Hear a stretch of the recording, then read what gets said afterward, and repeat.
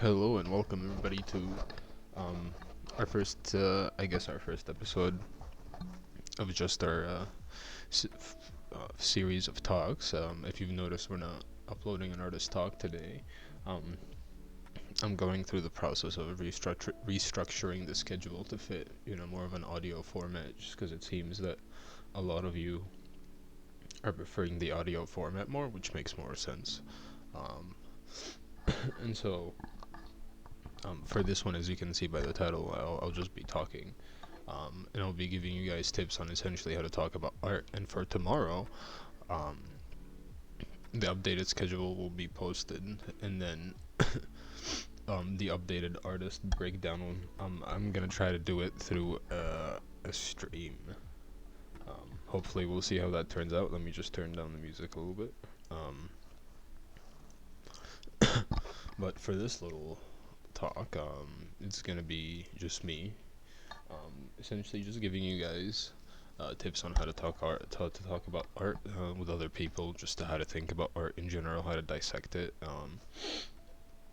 and well, in general, like how artists about their art to other artists. I've had the pleasure and the privilege of going through 4 years of university BFA critiques, and so um, I have I've gotten to know how to talk about art. I'd like to think quite well, but yeah, and so for the first thing, and then I think this video. This is also just me talking, by the way. Um, I don't have a full script for this.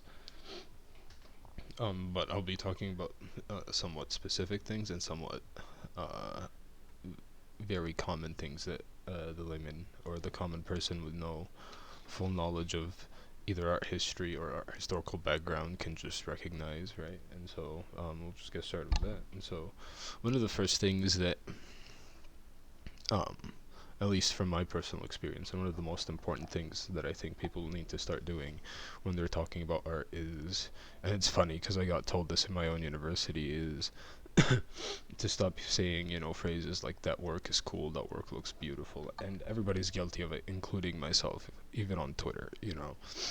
I'll say that looks cool, but the reason you try to avoid that is because cool terms like beautiful and cool are an overall subjective term that don't lead sort of anywhere when you're dissecting the artwork. That looks cool, yes.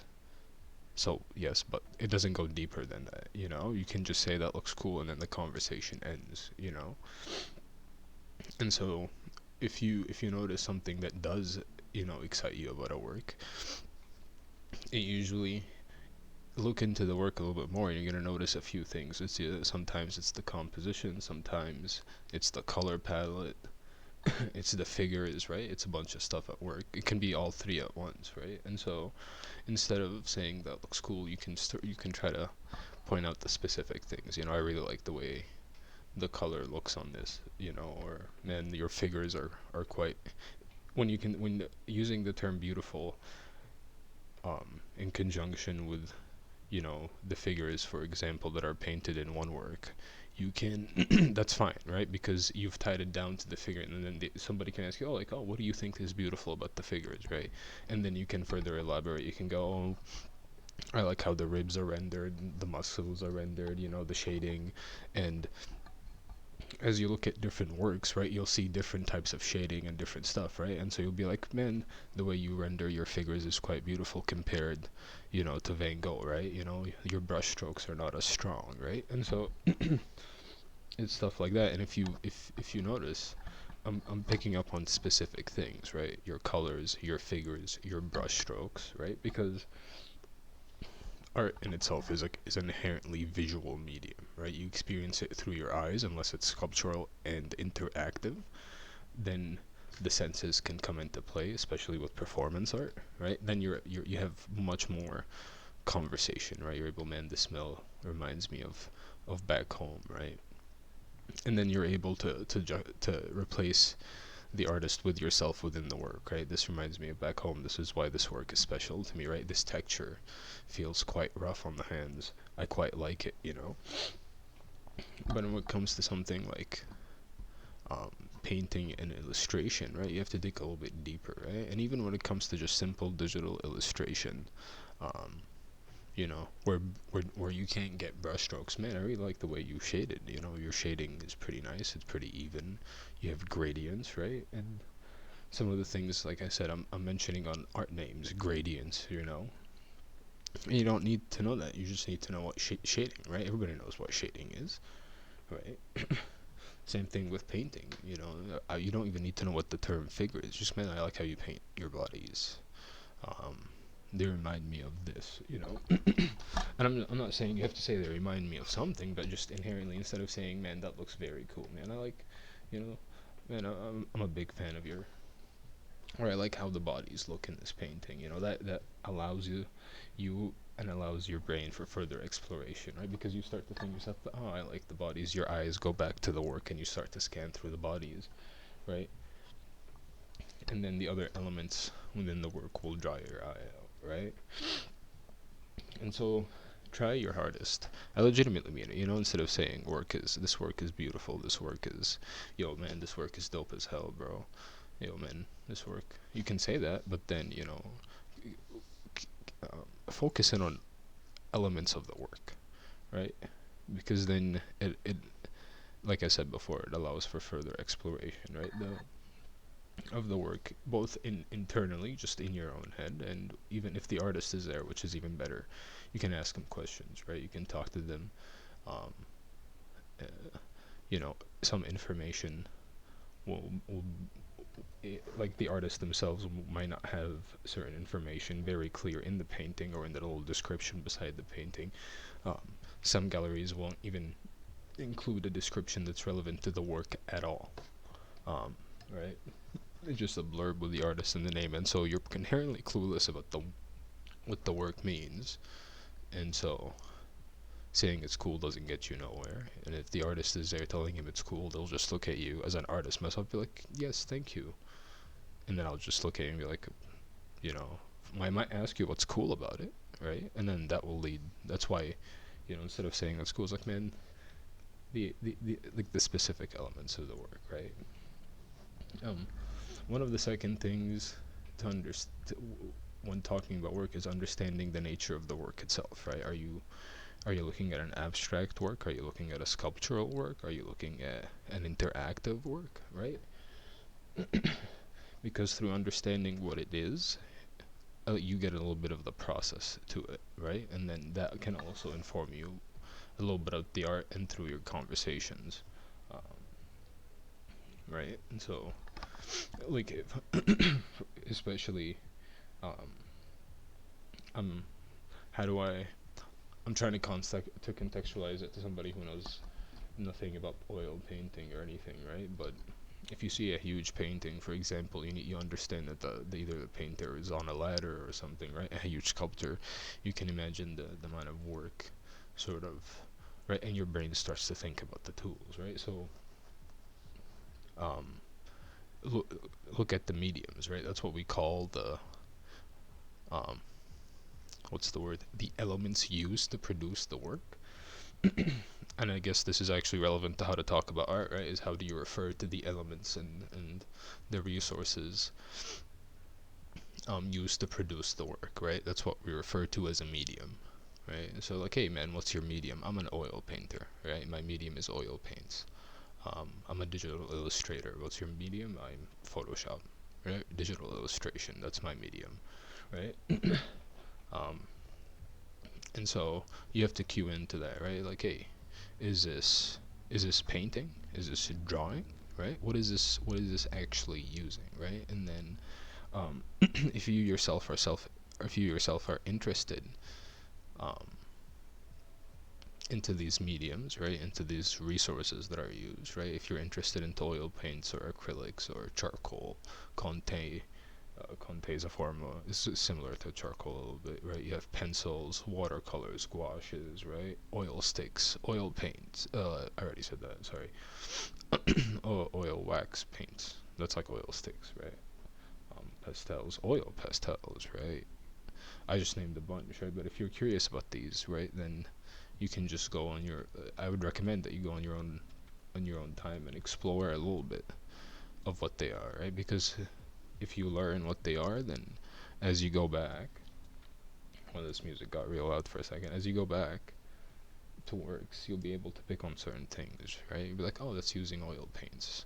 Oil paints take a little bit of drying. They dry longer than acrylics, right? That's the first thing you're gonna see in an oil paint. It's like, yes, the drying time is longer, and then some websites will refer to acrylics, right? Oil paints. Oh, this is the same medium that's been used by Renaissance painters, right? Um, Sculpture is a little bit harder, even for me as an art student, because it can be like, has granite been used for a long time, right? That's stuff like that. But you can sort of, with sculpture, the medium doesn't really matter as more of the style, at least to me personally, right? Is this a cubist sculpture? Is this an abstract sculpture, right? um yeah, for photography it also matters, right? Is this a digital photo? Is this a film photo, right? Because this opens up the doors for what, for the process, which I'm going to talk about later, right? And how you can talk about the process, which is part of the art, or you know how to ask an artist about the process, right? But is it a film photo, you know? Because film already informs you this is, analog. The film can't see light. It needs to be developed in a dark room, right? Is this a photo print, right? Does it say photo print, And then same thing with pencils. Is using charcoal? Like, this is probably sprayed with um I actually forget the name of the spray because I don't use it that much, but there's a spray that we use in drawing where it allows you not to smudge your pencils or your charcoal. It's mainly used for charcoal because charcoal smudges like a motherfucker. Um, Simple as hell. To the hand, just simple touch, it will smudge, right? And so but back to the point, you gotta pay attention to the medium a little bit, right? Oh, again, like, yeah, oil paints, acrylics, all that. And then another thing that's important when you're talking about art, um, this one is a little bit more specific than the ones before, and they will require a little bit more research on a personal end, right? I do plan on covering some of the art movements for the Metakey members, for the Meta crew. However, um, for your own self, right? As an artist, as a person who's interested in art, it will help you immensely to learn, not all the art movements. Even I don't know all of them. There is some very obscure ones, right? But get familiar with what we call the art historical canon, right? The art historical canon, even though it's under extreme question at the moment, um, and you'll find out soon enough. Like, as art progresses, I'm pretty sure that questioning will make its way into the NFT space. But the art canon itself, become familiar with it a little bit, right? Just, everybody knows Van Gogh, but just, if you know Van Gogh and you like the work of Van Gogh, right?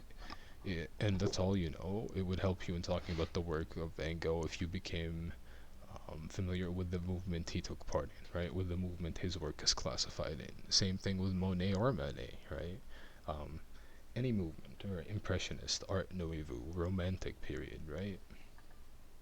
I'm a big fan of, ever since I was a child, I'm a big fan of Renaissance, 16th century paintings, right? And so just Renaissance paintings, right? Once you look at those and you learn the styles, I'm able to recognize symbolism and resources, right? Not resources, symbolisms, depictions, sources of depiction used in works, right?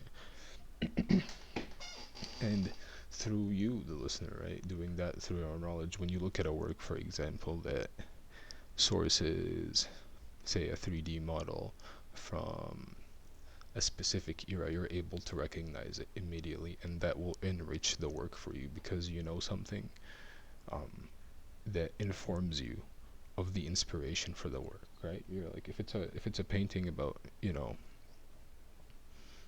um, for example, like, say it's a painting questioning the depictions of Jesus, right? Um, in the time, and somebody uses a 3D scan, or like a source of, um, the Garden of Earthly Delight. I think that's the name. Give me one second. The Garden of, is it Garden of Earthly Delights? Yeah, I think if somebody uses by The Garden of Earthly Dyes by Hieronymus Bosch, and uses some of the things for that. And that sort of Renaissance painting. You don't actually need to know the painting. You just need to know that sort of weird depictions of ethereal, heaven and hell. These depictions exist because they do. You're immediately cue into it. You're gonna be like, okay, there is Renaissance inspirations in this immediately, right? Or it's like if somebody, if you, if you looked up Renaissance painting, right, you'll come across many famous works like the Sistine Chapel ceiling, right? And then if somebody recontextualizes that depiction of, for example, Jesus, right, in the middle, um, with somebody who's different, if you know what the original depiction is, right, you're able to talk about it. You're like, yes, hey, the artist replaced the typical European figure of Jesus within this, bombastic, lavish, because it is quite lavish work, right? With a certain different depiction, right? And that enriches the work, right? Because it's like, what is the artist addressing, right? The artist is addressing. It doesn't immediately inform you, but it informs you of somewhat what the artist is addressing, right? If somebody has no familiarity with Renaissance painting, they just look at it and be like, hey, that's a cool painting of a dude in the sky. Is that God? Right? But that's about it. Is that like a prophet? I think that might be Jesus, but that's about it, right? But if you know your art movements, then you'll be able to like, oh yes, okay, he's using this source, right? Same thing. It's like, oh, for example, like the ceilings have sibyls. Sibyls are um, like prophet figures, like oracle figures, right? And one of my art teachers in grade 10 decided to do. His name is Gavin Worth. I recommend you go check out his work. It's not Gavin Shapiro. That's a completely different person. That's Gavin Worth. Um, Gavin space Worth. He did a project called Egyptian Sibyl, right? And if you know what a Sibyl is, it's been used in um, it's been painted by Michelangelo in the Sistine Chapel, and this artist is using it to make a version of the Egyptian oracle, right? One who reads into the future, right? Same thing with Cubist, right? You don't even need to know like the big OGs, right? You don't even need to know artists. And I'm just saying this to the person who just wants like, oh, what the fuck's a cubist painting? Like, man, like I have these weird abstract paintings in my gallery, or like in the gallery that I'm visiting, and I want to know if they, are they cubist, or they, like they're abstract, but I don't know what they are, right? And then you just go look, right? Search up cubist paintings, and immediately like the style itself will inform you, right? You'll be like, oh, okay, this is sort of cubist, right? And if you're wrong, um, somebody who, if you were talking to somebody who knows art, right? Well, not who knows art, but somebody in the museum, they might tell you, oh, that's a little bit cubist, yes, but the inspiration for this is that specific movement, right? Even if you're going in on art tours, you can ask, and I actually recommend ask your tours, um, um, questions, right? Like, oh, is this technically a cubist painting? Like, or like even ask them, like, sorry, what does this classify as? And they'll let you know. And then you can be like, what sort of movement is that, right? But know your movements, no, but not all of them. Like I said, like even your favorite ones, right? And that it will help you just spot certain references, certain sources within the work. Um, you know, and there's that. Another thing that, and this is a little bit for the artists or the art historians that are specifically, or that wanna say, for example, um, enwrap themselves in the art world, right? And that's either ask or also talk about the process, you know. And I realize one thing that I haven't mentioned a lot, and it's like one thing is also for the normal person. Just ask. How do you talk about art? You ask questions. What does this mean? What do you think that means? Right? Because, and this leads into our next topic, because then, for example, you can ask other artists who are around if they're familiar, right? Or even, and sometimes in vernissages, right? The vernissages with the opening of a show, right? Or I believe vernissage is a show, and then on opening day, usually the artists are there if they can make it, right? And if you can get in talks with the artist, you can immediately ask him, oh, how'd you paint that, right? Ask about the process. Even ask the tour guides. Um, if you're in a museum or if you're in a gallery, ask the gallery people there. Oh, well, can you tell me a little bit about the process of this work, right? Because, for example, you'll find out stuff. You'll be like, oh, this is a really cool painting. It's a very like one of my painting profs, Martin Goland. He paints some very gnarly, um, sort of weird dimensional landscapes that warp into each other, right? And if you didn't know how he sort of came up with it, and he didn't think to ask, you'd be like, okay, how the fuck does he come up with that? But then through asking him, you find out. Uh, sometimes he comes up with his paintings through collages, right? And if for those listening, if you don't know what a collage is, it's essentially a mashup of different found images. Sometimes it can be a mashup of your own personal images. Black and white collages are the most famous. You can do them out of magazines, newspapers. National Geographic is really big. Every professor will bring in at some point either a National Geographic magazine or some sort of animal nature magazine that has a bunch of photos for their students to use, because it's really good. It allows you to come up with ideas for paintings and such. But yeah, ask about the process, right? Like, oh, how do you come up with the ideas for your paintings, And if the artist is there, they'll let you know. Like, artists, unless they're extremely shy, want to talk about their work, right? Only in a university setting do you get that critique setting. Legitimate. I'm not even kidding. Um, Only in university do you get to sit around with a group of say 10 to 20 artists, and you go through the art with the whole class, right? And all of them just talk about it, right? Each well, not all of them talk about it, because there's always the silent ones, but everybody gives in a 10-minute window, which every professor goes over, because that shit goes for 5 to 6 hours sometimes.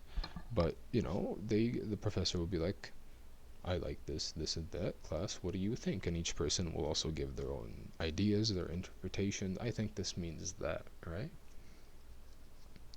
And so, um, in that setting, a lot of us get asked, how'd you paint that? How'd you do this? Yo, you're sewing, because fabric is making a really nice comeback in the art world. Your sewing is really nice. Are you using a machine or is this hand sewed?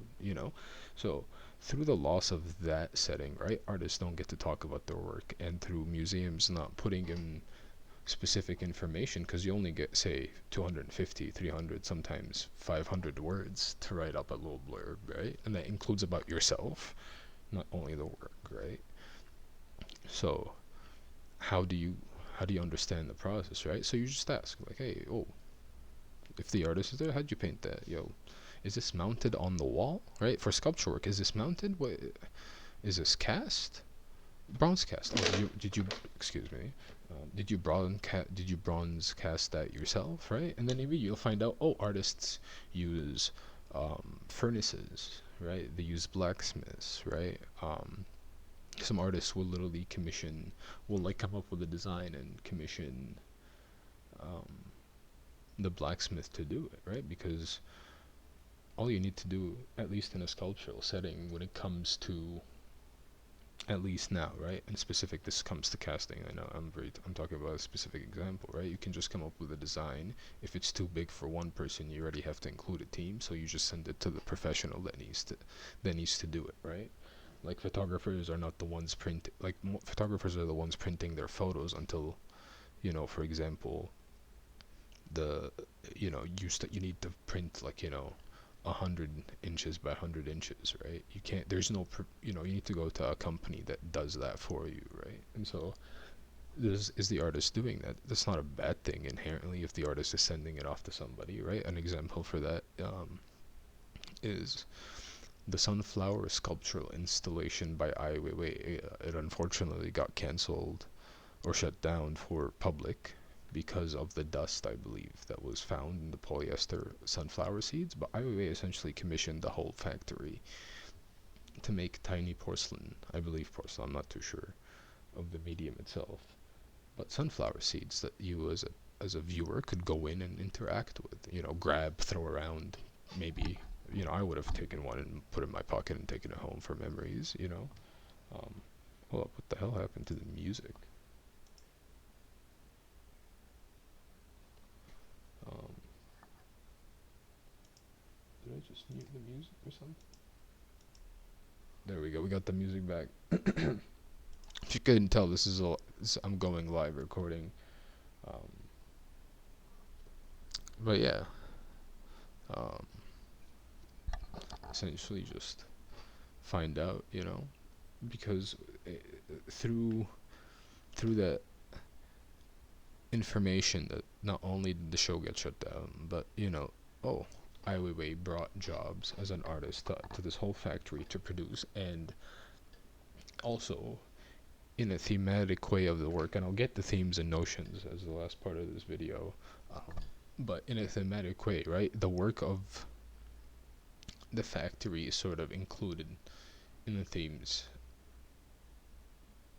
or like the work or the production the factory did is sort of included in the themes of the work, right? Because Ai Weiwei could not have done this without the factory and without the workers in the factory, right?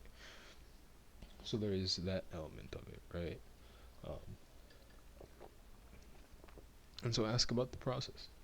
I keep saying it, but it's actually one of the most informative and um, eye-opening things about artworks when you understand how a painter did it, right? How'd you do that? Not even how he did it, but like how'd you come up with the sources, the depictions, right?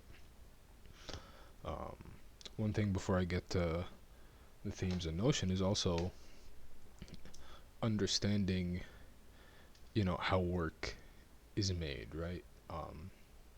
And to those listening, I'll just give you the breakdown for a lot of works, even in abstract works, right?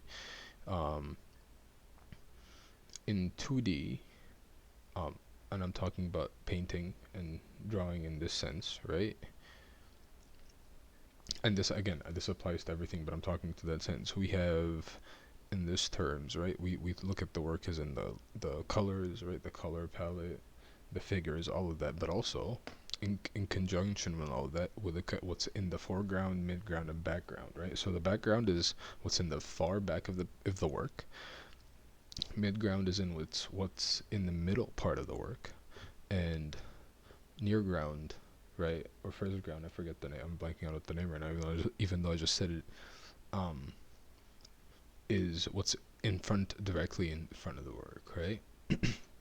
So you look at how the work is placed in that, because there is a hierarchy, a visual hierarchy in that, right? Here I goes to the first, second, like first, middle, last, right? And then another the important thing that you as a listener um, would try to key in, right, when you're looking at work, is how the composition is used, right? Because composition is in every artistic work, um, even in sculptural ones, right? It's everywhere. You cannot get away from it, right? And then if you want to go a little bit further, you can know the rules of composition, right? Leading lines, the rule of thirds, all of that jazz.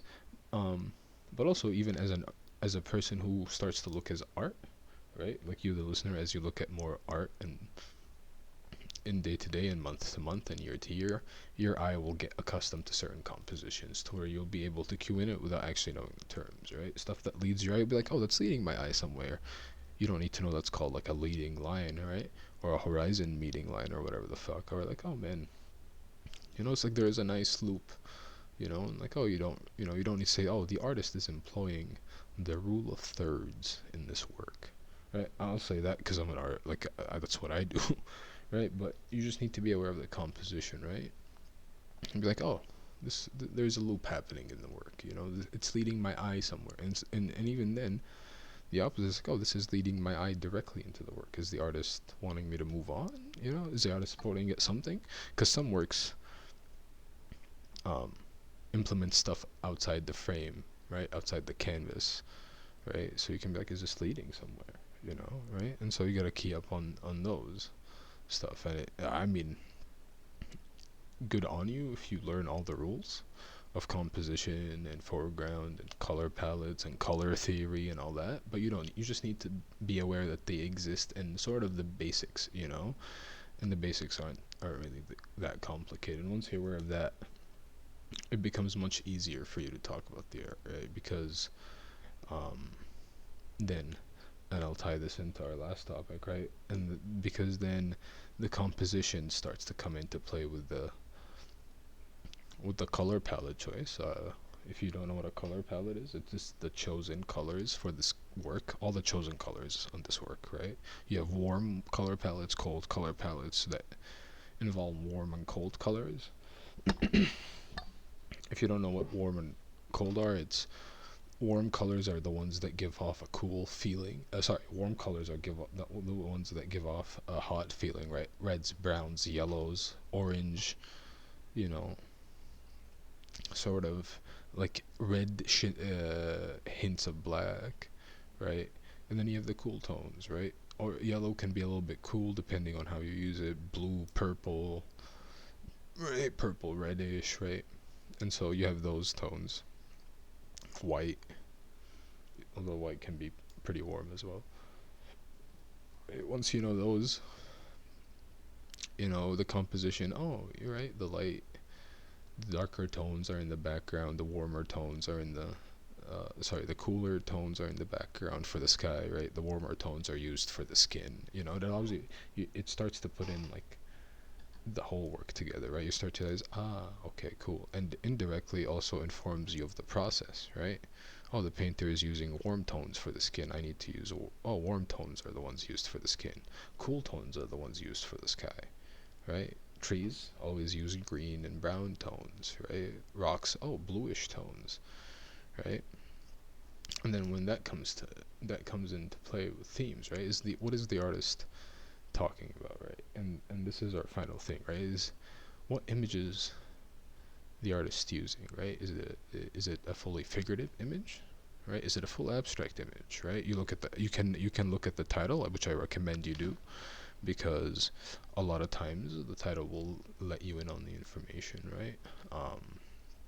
For example, one of the best sculpture works I've seen is by Yekta Shoni Bear, right? Who it's Mr. and Mrs. Andrews without their head, right? You look at the work without the title, that's a very nice fashion render. These figures look a bit Victorian, but you look at the title, Mr. and Mrs. Andrews without their head. So, if you search up Mr. and Mrs. Andrews, you'll find a painting, I believe from the 18th century, that he's using as source for his sculptural works, right?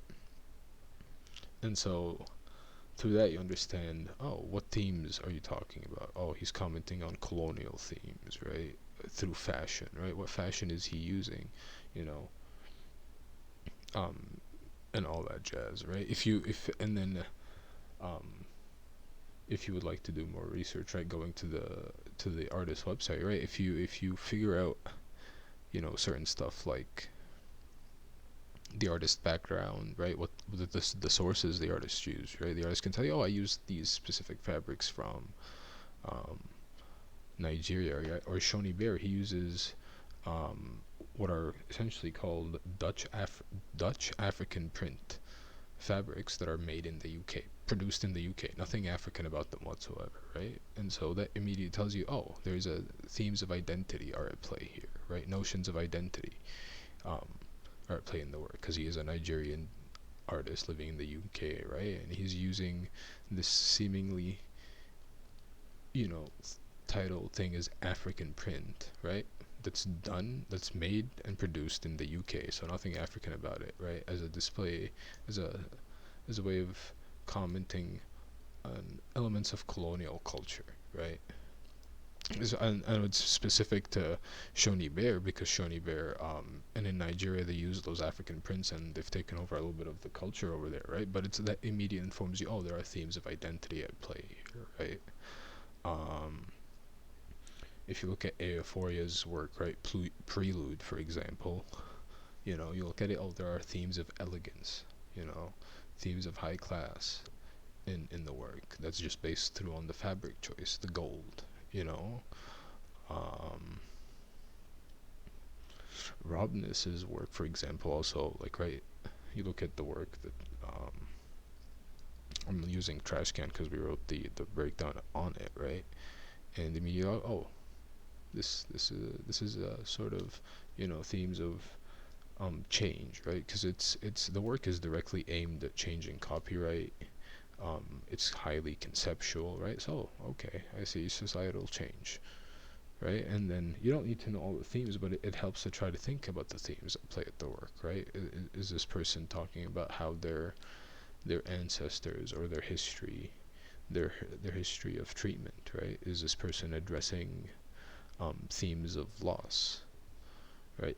Themes of exploration of identity, right? Is this person, and we're seeing all these in space, right? At least in our space, like, is this person exploring their identity? What themes are they using? Oh, they're using mythological themes. That's very nice. Or religious themes. Even symbolism, right? Oh,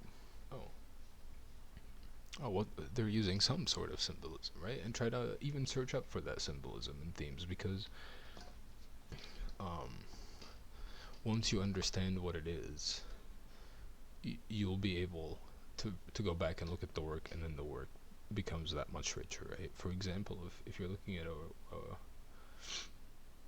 at a painting of a desolate land, cool, nice. You go back, talk to the artist, ask him, oh, what is this? What are the themes? Like, what are you talking about? Or like, what are you sort of trying to address in this work?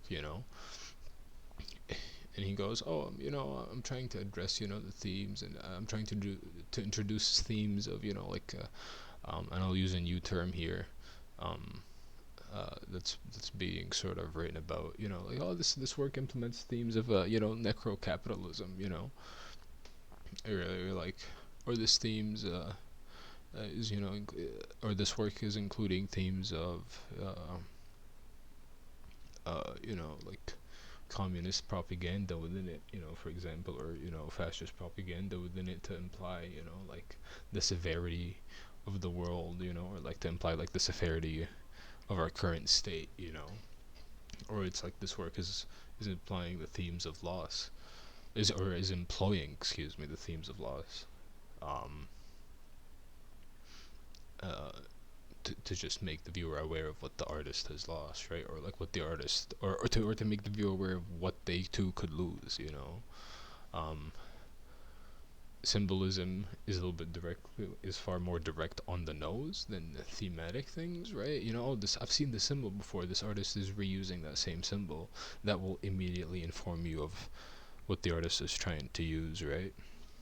Oh, I'm talking about stuff like crosses, ancient Egyptian symbolisms like the key of life, the Hindu signs, you know, um, or for example, like I'm blanking out, or like or like the symbol for the Buddha, for example, right? All these symbolisms will immediately inform you of what the work is about. Um, but yeah, um, I understand that it's. I just laid a bunch of stuff on those listening, but it's essentially uh, it's you don't need to know everything I stated, right? You just need to know a few things to start talking about art with friends, and even then to start understanding art. And I would like to say, it's like, oh, why is it important to talk about art? Right, like it's cool, but like, why is it important that I talk to my friends about it? Like, hey man, what do you think of the themes of this? And that's because if you want to be part of the art space, right, you need to be involved with the themes at play, right? You need to be involved, or you need to understand how the art space is evolving, right? How artists talk about their work, right? At what artists use, and certain themes, right? It's like, because if you are clueless about, everything, it's like in the art space, you won't be able to make at least. You won't not only won't you be able to make knowledgeable decisions if you're trying to purchase art, but also you just won't be able to enjoy art to its like fullest potential, right?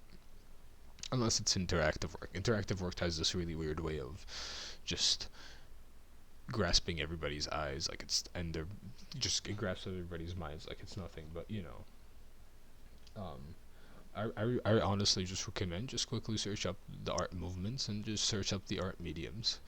And through your searching of art movements, you will find specific you'll find specific symbols and themes that keep popping up in those art movements that then you'll be able to spot in real life works. You know, they might be modernized, the artist might be reusing them, but through your research through there, you'll be far more aware of them, right? Because art nouveau, you'll be like, oh, the floral stuff or stuff like that. Then you'll be able to recognize their floral inspiration, the floral themes, right? The art nouveau themes in the work.